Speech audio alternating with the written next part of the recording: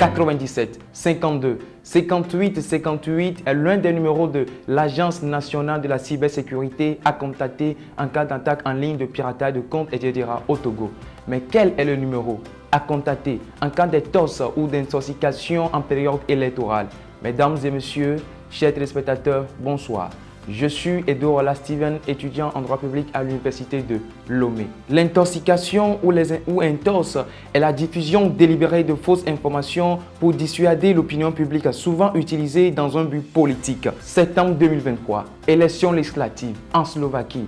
À 2 jours du scrutin, un audio s'est profilé dans tout le pays stipulant que le leader du parti pro-européen disait « J'ai truqué les élections, j'ai acheté la voix des minorités ». Le pays tout entier s'embrase. Il perd les élections. 48 heures après la perte des élections, les experts ont démontré que cet audio a été enregistré ou a été généré par une IA. C'était un deepfake intégral. Et récemment, un cas similaire s'est encore produit en France lors des élections municipales, lorsque les médias reportent la ville des Noirs, alors que le maire de la ville Saint-Denis a dit en réalité la ville des rois et du peuple vivant.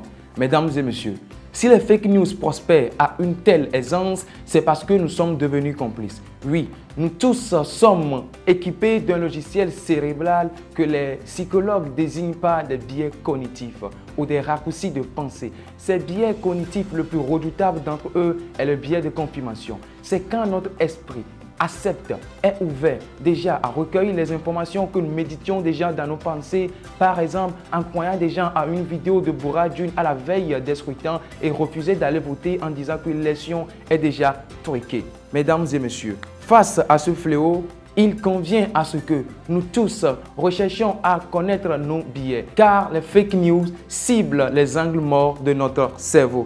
Le temps qu'un juge n'examine une requête au tribunal, la rumeur a déjà fait le tour de la planète. Afin de stopper ces désinformations, il convient à nous tous de prendre le courage de ne pas partager une vidéo ou une information sans d'abord vérifier la source de cette information. Alors, le seul numéro à contenter dans ces cas est notre esprit critique, l'éducation aux médias, la vérification des informations avant de les partager. Je vous remercie.